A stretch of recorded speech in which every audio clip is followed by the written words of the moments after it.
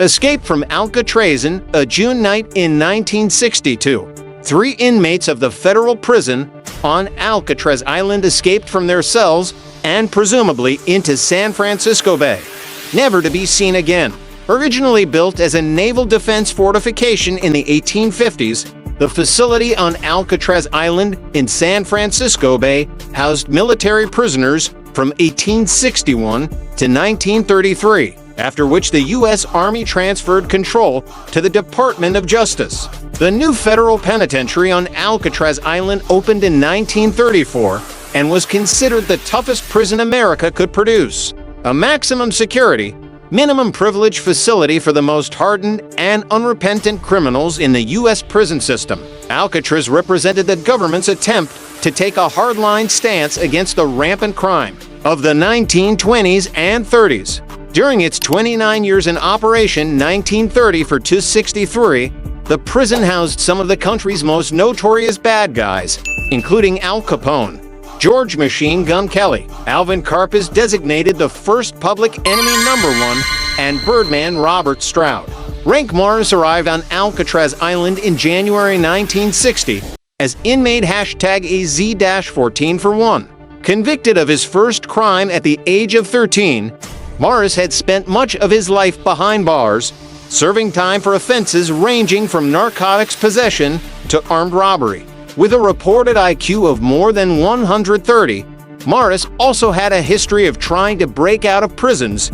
It was this habit that eventually landed him at the Rock, as Alcatraz had been dubbed long before its days as a federal prison. In the Hollywood version of events, 1979's escape from Alcatraz, Clint Eastwood would play Morris. Morris' accomplices, John and Clarence Anglin, serving time at Alcatraz for bank robbery, were also veterans of the prison system.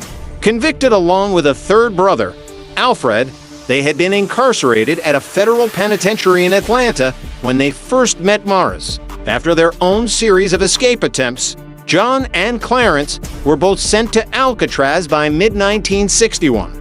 A fourth man, Alan West, who also participated in the escape plot, was serving his second term at the Rock. Left behind on the night of the escape, West later told the authorities much of what is now known about the complicated scheme, and even claimed to have been the mastermind himself. By the time they made their escape attempt in June 1962, Morris and the Anglins had spent 3 months digging through the air vents in their cells with sharpened spoons purloined from the prison cafet area.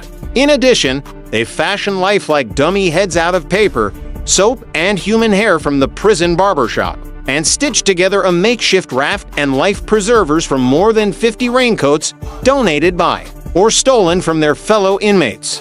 On the night of June 11th, Morris decided the time had come to make their escape. When West was unable to get through the ventilator grill at the rear of his cell, Morris and the Anglins were forced to leave him behind, climbing some 30 feet up the prison plumbing system to the roof of the cell house. They crossed 100 feet of rooftop and made it down 50 feet of piping, hitting the ground near the exit to the inmates' shower area. After that point, no one ever saw or heard from Morris or the Anglin brothers again.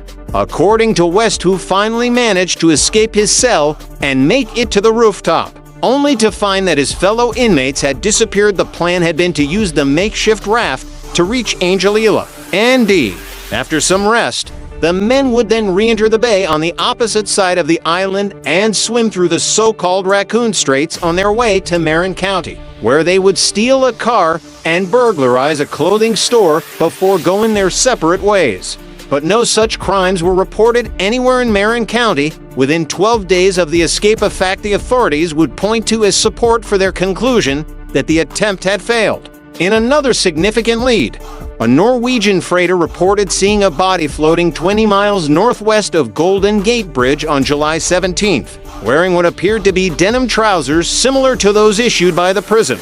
Though the FBI still maintains active arrest warrants for all 3 men, they are officially listed as missing and presumed drowned, victims of the frigid waters and swift currents of San Francisco Bay.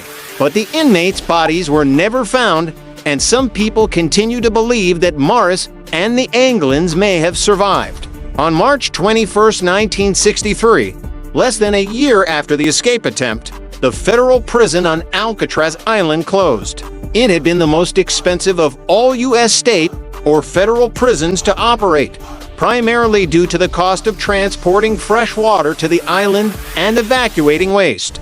Now operated by the National Park Service, the Rock is now one of San Francisco's most popular tourist attractions.